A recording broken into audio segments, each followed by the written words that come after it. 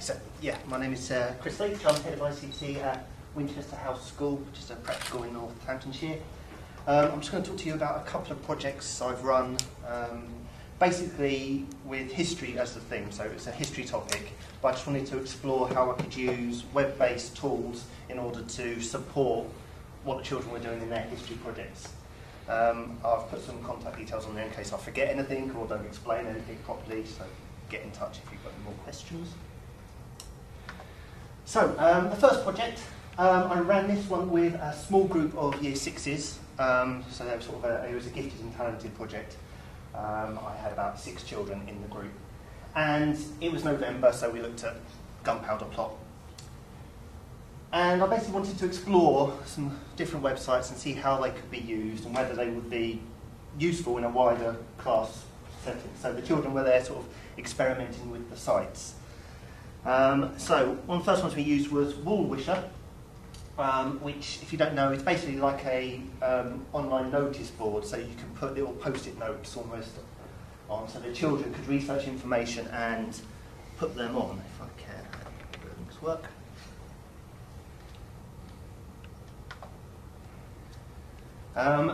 So Woolwisher is really easy to set up.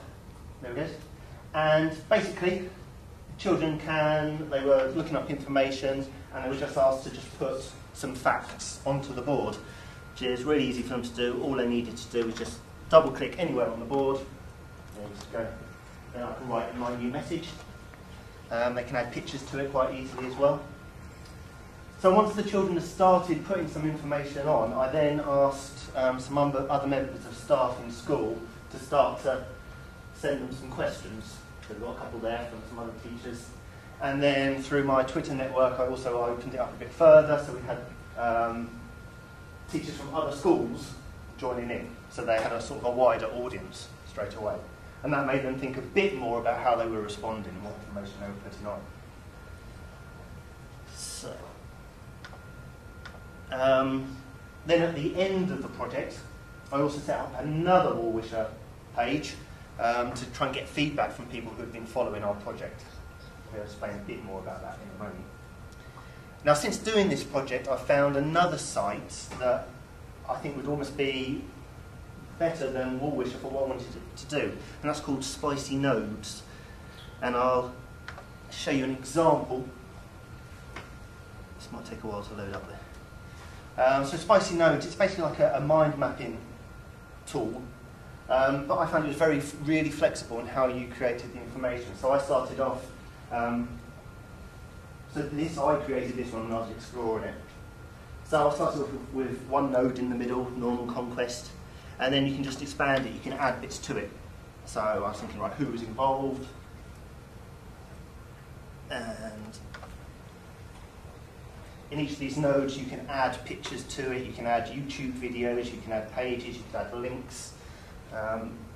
So it's really, really flexible, I found. So if I can find it. So I can try and attempt to show you how well it works.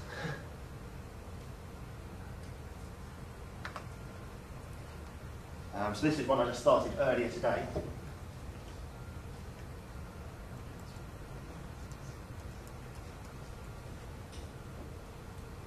Okay, so there we go. So I've started one about the gunpowder plot. And if I just edit the content.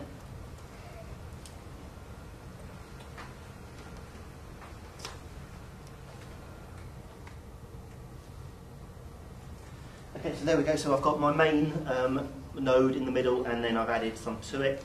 So you can just continue to add to it. Like this. So I'm going to put in one of the other plotters.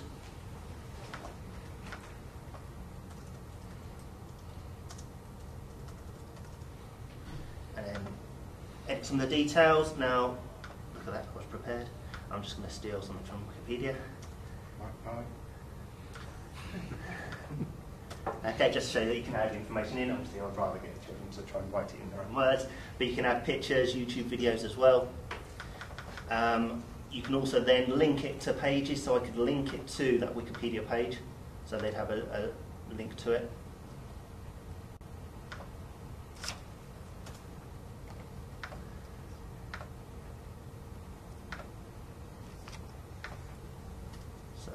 just like that.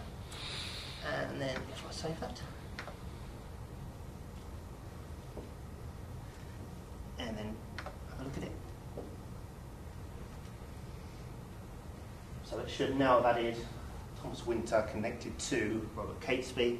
So if I click on Robert Catesby, there we go, got Thomas Winter, got Guy Fawkes as well, something else I added in.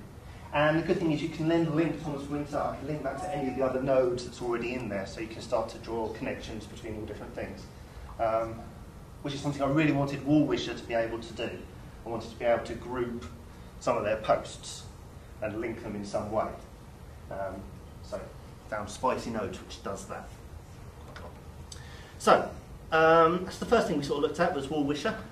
I then got some children looking at some of the places involved in the gunpowder plot. And using Google Maps, we then plotted where some of those places were. So we created a map of the events. And then we could add details about what happened in these different places, who was involved in those different places. And then again, since using Google Maps, I then found Scribble Maps, which I know has already been mentioned today. But I just found that that was, gave more options on how you annotate the map. Because you can actually draw on the map and you can save your drawings. So I've used this, I've actually used this with reception class, where we've looked at the school and the children have marked on it all the places they knew and they drew their route from their classroom through to the ICT room, things like that. Okay, so that's Scribble Maps, and it's really easy. You can then save everything you've done to a map and make it available for viewing later. Okay, so there's Google Maps and Scribble Maps. The other thing we looked at is we talked about why the gunpowder plot happened. So why was James I the target? So we talked about how his route to becoming king, becoming on the English throne, and we created a royal family tree. So we used Genie, which is just a family tree website. The children then carried on with this and linked into their Tudors project, so which is why I've got Henry VIII and his wives there. So they started to work on that outside of the little projects I was doing. And they really enjoyed that because they started to get the connections between the royal families and the religious reasons behind, so who was Protestant, who was Catholic, and so on. And what I really enjoyed about all of those was the children were really talking about it as well. So we were sat in the ICT room, they had all the books out from the library as well, so they weren't just using the computers, they were using books as well, so they were using the library as well. And then the final and main element of that project was we created a Twitter account for Robert Catesby, who was the leader of the gunpowder plot. And we were basically thinking about the events after the 5th of November, so after Guy Fawkes had been captured. Because when I talked to the children, they didn't really know anything more about that. They just knew about Guy Fawkes, and that was it. So they tried to find out what happened to Robert Catesby, who else was involved, and they sat down and they wrote their tweets out. Now, they wrote it out all on paper first, and then we put them into Hootsuite, which allowed us to schedule when the tweets would be sent. So if some of these are arriving at sort of 1 o'clock in the morning, but we'd planned that the day before. So over the weekend, of the 5th, 6th and 7th of November, these messages were just being sent out. And again, we had a live audience, and they were responding to us as we were going. Okay, so I'll stop there before I'm going to get hit by the cat. But there is another project that I would have gone on to talk about, but I'll make this presentation available. So.